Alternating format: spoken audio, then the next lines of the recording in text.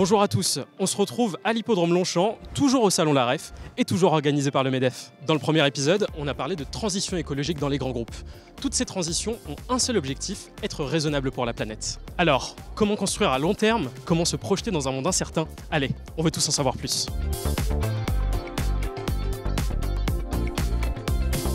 Le développement durable, ça m'évoque ma responsabilité de père, de deux filles et d'un fils. C'est peut-être le rappel qu'on est la première génération à vivre en fait le changement climatique, en éprouver les effets, et en même temps la dernière génération qui peut limiter l'impact. À titre personnel, je pense que c'est vraiment un des deux enjeux les plus importants auxquels notre génération a à faire face.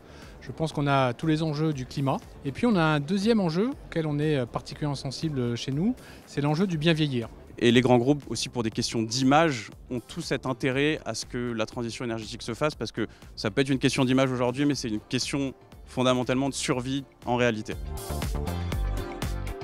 Ce qui caractérise les entreprises et les entrepreneurs, c'est justement cette capacité à transformer une idée en acte. Et ils impulsent quelque chose, ils créent de l'enthousiasme, ils donnent de l'énergie. Et je pense que c'est ça aussi la contribution des entreprises. Le calendrier est clé parce qu'en fait on n'a plus le temps. C'est sûr qu'il ne faut pas réfléchir à 2050, c'est beaucoup trop loin. 2030 est un jalon très intéressant, donc c'est maintenant qu'il faut continuer à agir et largement encore accélérer.